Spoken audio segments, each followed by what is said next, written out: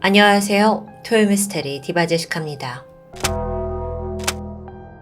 2004년 5월 영국 킹스턴에 위치한 한인교회 홈페이지에 단번에 시선을 사로잡는 게시물이 올라옵니다. 언니를 찾아주세요.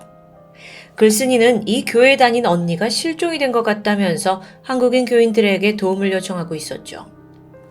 그녀가 애타게 찾고 있던 이는 킹스턴에 살던 한국인 교포 38살의 강태희 씨입니다. 원래대로라면 강 씨는 이달에 잠시 한국에 귀국할 예정이었어요.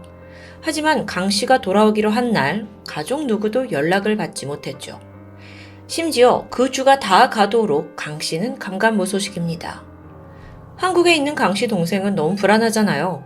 그래서 즉각 언니가 영국에서 다니던 한인교회 홈페이지에 소식을 묻는 글을 올리게 된 건데요.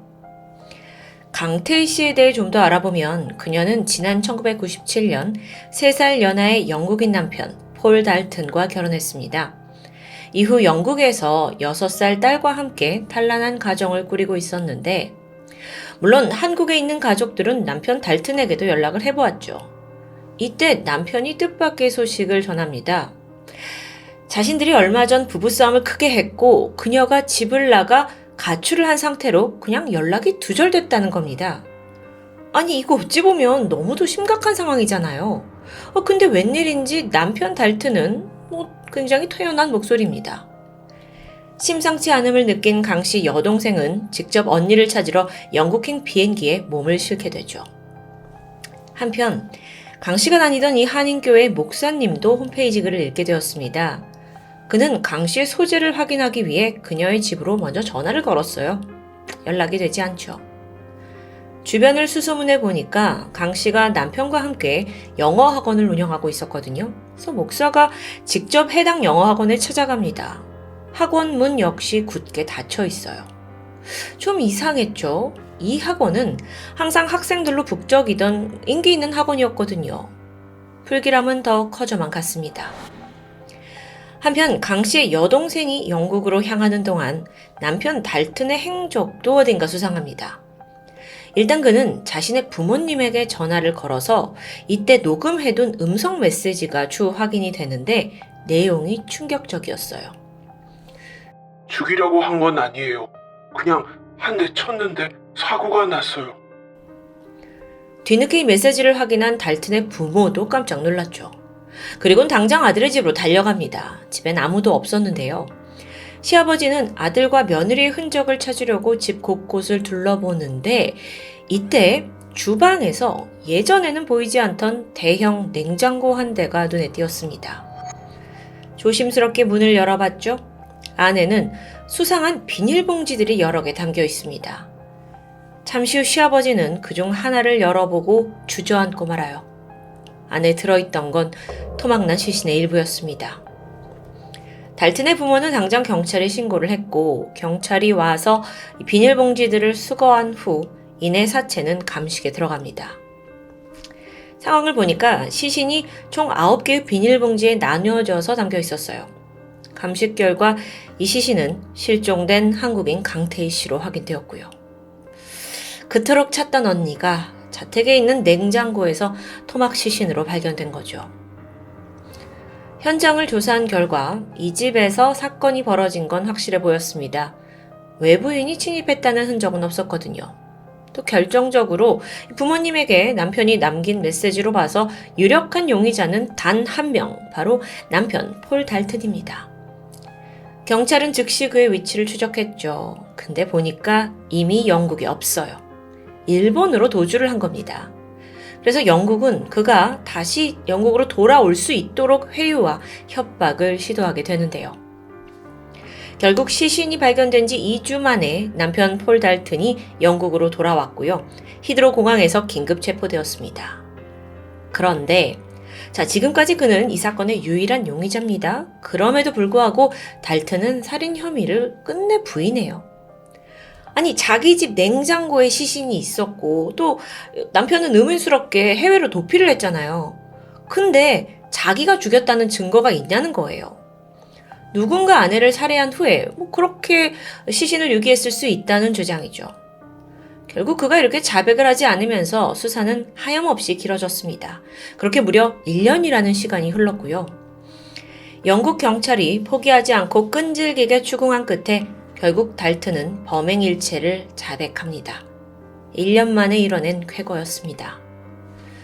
그는 2005년 6월 1급 살인과 사체 훼손 혐의로 기소가 되었고 아내를 살해하고 또 이렇게 사체까지 토막낸 남편, 해외로 도주까지 했고요. 또 범행을 부인한 뻔뻔함에 사람들은 모두 그가 당연히 종신형을 받을 거라고 예상했지만 그건 빗나갔습니다. 재판이 생각지 못하게 흘러가요. 같은 해 7월 런던의 중앙형사법원에서 열린 배심원 판결 결과 폴 달튼의 1급 살인죄는 무죄로 결정됩니다. 무죄요. 대신 그의 범행은 살인의 의도가 없었던 과실치사라는 판결이 내려진 거예요. 즉 살인할 생각은 없었지만 실수로 아내를 죽게 만들었다는 결론입니다. 그래서 달튼이 받은 형량? 겨우 징역 5년입니다. 그마저도 2급 살인죄에 2년, 사체 유기 때문에 3년을 받은 거예요. 와, 이 소식이 전해지면서 유가족뿐만 아니라 영국에 있던 한인사회까지도 큰 충격에 빠졌습니다. 이거 혹시 피해자 강태일 씨가 한국인이라서 인종차별적인 판결이 아니냐는 의견도 있었죠. 과연 그의 범죄는 도합 5년이 합당할까요? 근데 생각해보면 도대체 어떤 주장을 펼쳤기에 어떤 스토리가 있기에 이런 판결이 내려진 건지 궁금해지는데요. 다음은 달튼의 자백에 따른 사건 경위를 알아보고자 합니다. 사건 당일 아내 강 씨와 달튼은 학원 운영 문제를 두고 크게 말다툼을 벌였습니다. 이 시작은 사소했지만 두 사람이 점점 감정이 격해지면서 분위기가 험악해졌어요. 당시 강 씨는 내가 너와 결혼을 한 건 그냥 영국 비자를 얻기 위함이었다 라고 폭언을 쏟아부었다고 해요. 물론 이건 어디까지나 남편 달튼의 주장입니다. 남편은 이걸 듣고 화가 치밀어 올랐고 처음부터 아내를 때릴 생각은 없었지만 우발적으로 그녀의 목을 조르기 시작합니다. 그 후 강 씨를 향해서 단 한 번의 주먹을 휘둘렀는데 그리고 정신을 차려보니까 아내는 이미 바닥에 쓰러져서 의식을 잃은 상태였다는 거예요. 남편은 겁이 났습니다. 동시에 집에 있던 자기네들의 그 6살 난 딸아이가 걱정됐어요. 그래서 아이를 우선 2층 방으로 옮기고 10분 정도 아이를 달래주고는 다시 아내가 쓰러져 있는 1층으로 돌아왔죠. 이때 확인 결과 강 씨는 이미 싸늘한 주검이 되어 있었습니다. 이때 달튼은 신고를 하는 대신 스스로 이 시신을 처리하기로 결정해요.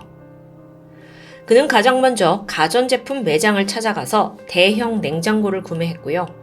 근처 다른 가게에서 전기톱도 구매합니다. 그리고 약 이틀에 걸쳐 아내의 사체를 토막냈죠. 그런데 마침 그 시기에 아내 강 씨는 한국에 방문할 예정이었어요. 올 사람이 나타나지 않으니까 한국에 있던 가족들이 무슨 일이냐면서 연락이 이어졌죠. 달튼은 아내가 가출했다. 그리고 돌아오지 않는다. 라는 뻔뻔한 이야기를 꾸며냈고 서둘러 현장을 정리한 후 일본으로 도피했던 겁니다. 이 일련의 범죄 행각을 보았을 때 달튼의 살인이 과연 우발적인 범행이었는지 여전히 의문입니다. 시신을 처리한 방식이 굉장히 치밀하고 또 잔혹하기 때문이에요. 토막이잖아요. 하지만 죽은 자는 말이 없고 결국 모든 증언은 달튼의 자백으로만 이루어지게 됐죠. 자, 이 남편 달튼이라는 사람은 184cm 큰 키에 또 운동으로 단련된 체격 좋은 남성입니다.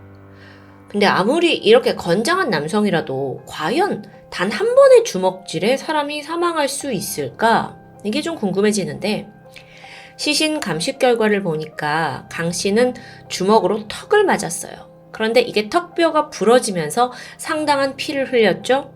이때 피가 기도로 흘러들어가면서 질식사하게 된 겁니다. 판결 당시 배심원들이 이 사건을 가장 중요하게 여긴 포인트가 뭐였냐면 달튼이 과연 아내를 죽일 의도를 가지고 있었느냐 없었느냐라는 점이에요. 근데 이 감식 결과에서는 살인의 의도성을 입증하지 못했죠. 왜냐하면 이제 질식사로 사망하게 된 거니까요. 그리고 또 그가 만약 정말 아내를 죽이고자 했다면 어쩌면 칼이나 총 같은 흉기를 사용하지 않았겠느냐 하는 게 배심원단의 의견입니다. 하지만 상식적으로 폭행으로 정신을 잃은 부인을 그냥 방치해뒀다는 건 좀 의심스럽죠. 또 너무도 빨리 시신을 토막으로 처리했다는 것도 이상하고요. 그럼에도 불구하고 모든 진술은 달튼에게 유리하게 적용되고 말았죠. 한편 법정에선 달튼의 모습이 좀 가관입니다. 사실 자기가 아내에게 지속적인 학대를 받아온 피해자라고 주장하는 거예요. 사실 결혼 전에 그에게는 다른 여자친구가 있었고 강 씨와는 결혼할 생각이 없었는데 강 씨의 병적인 집착 때문에 별 수 없이 결혼했다는 주장. 그래서 결혼 후에도 아내는 툭하면 화를 내고 자신을 무시하기 일쑤였다고 말합니다.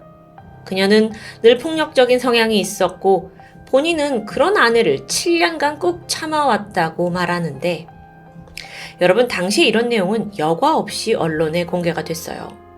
그렇다 보니 영국 내에서의 반응이 달튼이 자기를 괴롭히는 한국인 아내를 참다 못해서 결국 살해하게 된 남편으로 동정표를 받기도 했었고요.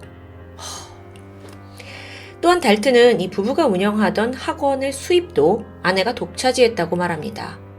자기는 그저 강의를 하고 노동력을 제공하면서 이용당했다는 거예요. 여기에 달튼 변호인들은 이번 살인이 불만이 쌓이고 쌓여서 이성을 잃어버린 남편의 실수라는 걸 더욱 강조했습니다. 그리고 놀랍게도 이게 법정에서 받아들여졌던 거죠.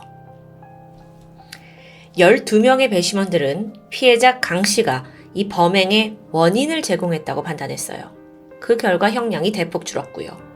아니 그럼 이 모든 게 정말 사실일까요?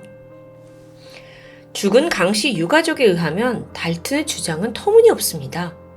결혼 전부터 달튼이 먼저 강 씨 따라다니면서 좋아했고 프로포즈를 한 것도 달튼이고요. 결혼 후에도 강 씨는 생활력이 강했기 때문에 누구보다 영국에서도 치열하게 일했고 그 덕에 현지에서 집을 장만할 수도 있었거든요. 학원도 차리고요. 하지만 법정에서는 정작 그녀의 입장을 대변해줄 증인이 마땅치 않았습니다. 때문에 재판은 일방적으로 달튼의 편에서 진행될 수밖에 없었던 거예요. 안타깝게도 한국에 있는 가족 역시 그녀의 편이 돼줄 수 없었는데요. 좀 이상한 점이 있는데 이게 오히려 이 가족이 어떤 증언을 한 부분이 숨진 강 씨에게 불리하게 작용하기도 했어요.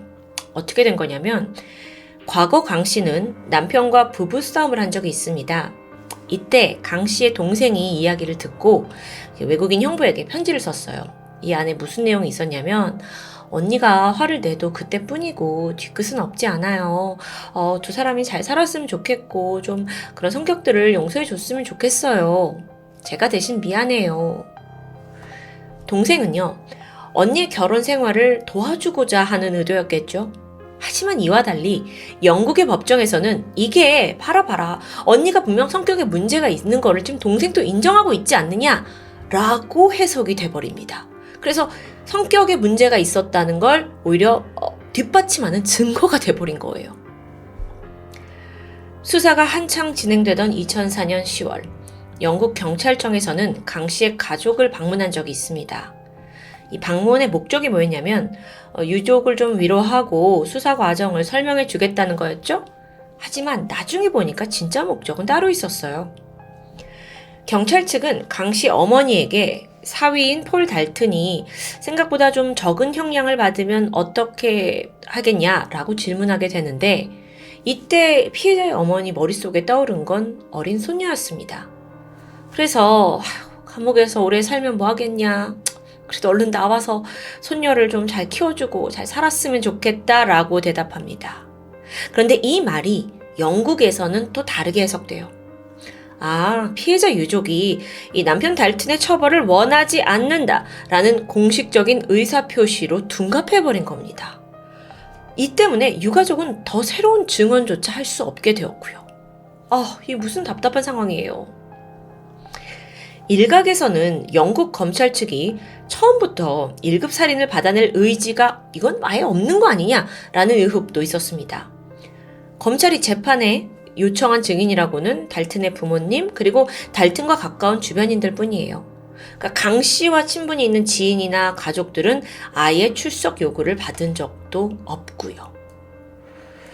이렇게 재판은 가해자 쪽의 일반적인 주장만 부각되면서 단 2주 만에 끝이 납니다. 통상적으로 이런 살인사건의 경우 재판 기간은 몇 주, 몇 달에 걸쳐 진행되죠. 하지만 그렇게 끝이 났고 폴 달튼은 현재 5년의 형기마저 모두 끝내고 출소했습니다. 일반인과 다름없는 평범한 생활을 하고 있겠죠. 아내를 죽였음에도 불구하고요. 죽은 자는 말이 없습니다. 아니, 말을 할 수가 없습니다. 그렇기에 더 공정한 수사와 재판이 이뤄져야 한다는 건 너무도 당연한 일인데요. 낯선 타국에서 죽임을 당했지만 그녀의 편이 되어줄 사람 하나 없었던 강태희 씨. 사건으로부터 20년에 가까운 긴 시간이 흘렀습니다. 하지만 지금도 어딘가에서 이런 억울한 사건이 되풀이되고 있는 건 아닌지 마음이 무거울 뿐입니다. 삼가 고인의 명복을 빌겠습니다. 지금까지 토요미스테리 디바제시카입니다.